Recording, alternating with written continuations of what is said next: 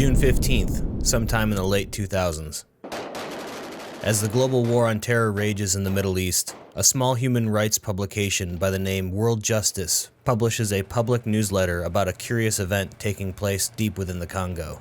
With news headlines being dominated about the invasion and occupation of Iraq and Afghanistan by the United States, as well as the ongoing global financial crisis, this seemingly inconsequential newsletter went unnoticed by the world community. Charges have been levied against the multinational corporation Terra Group by a court in Brazzaville, in the capital of the Federal Republic of Congo, for illegal mining operations, as well as the use of private security agencies against the local population.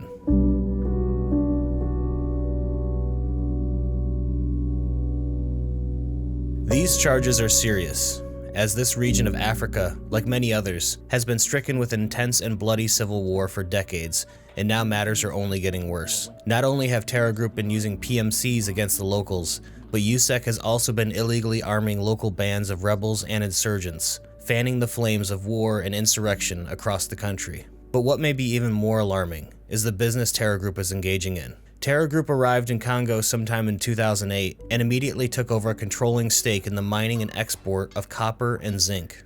These two minerals by themselves aren't alarming in any way, but it wasn't long until Terra Group also turned their attention to diamonds. And worse yet, it is now apparent that Terra Group is actively engaging in the mining of uranium ore.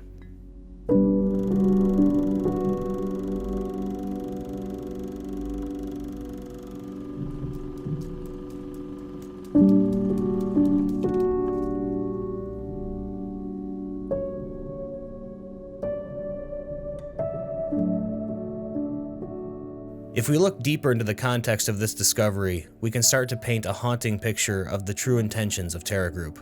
It's not a secret that Terra Group is preparing itself for a conflict of some kind. In the timeline of Escape from Tarkov, this is one of the very first stories to be released about Terra Group's intentions. This takes place several years before the collapse and containment of the Tarkov region, but is an important clue of what may come. First, let's look at what Terra Group is mining: zinc, copper, diamonds, and uranium. The diamond mining is pretty easy to explain. Terra Group is operating in an impoverished, war-torn, and corrupt area of Africa, and engaging in the business of conflict diamonds may be an easy way to secure funding, especially with well-equipped EUSEC muscle to protect their investments. But zinc, copper, and uranium can only mean one thing. Terra Group may possibly be attempting to build or assemble nuclear weapons or their components, either for their own use or for someone else. What business they could possibly be engaged in for such powerful weapons is a complete mystery, but it doesn't stop there. As most know, uranium can be refined into weapons-grade fissile material for thermonuclear weapons, and copper would most certainly be needed for wiring and electrical components for such a device. But zinc may be the most alarming ingredient in this doomsday cocktail. Zinc has been theorized to be able to be used as a salting material for nuclear weapons. Typically, cobalt is used for this type of application. Salting of a nuclear weapon is essentially the application of certain types of elements to increase its radioactivity or to increase the severity of its radioactive fallout. If zinc were used for this application, it would create the isotope Zn65, which can produce approximately 2.27 mega-electron volts of gamma radiation, significantly increasing the amount of radioactive fallout that nuclear weapon would produce. Such a bomb has never been created or tested. The idea of salted bombs was proposed by Leo Szilard, a Hungarian-American physicist, in February of 1950. He never intended for such a weapon to be built, but rather to demonstrate how such devices had the capability to destroy all life on Earth if the technology continued to progress.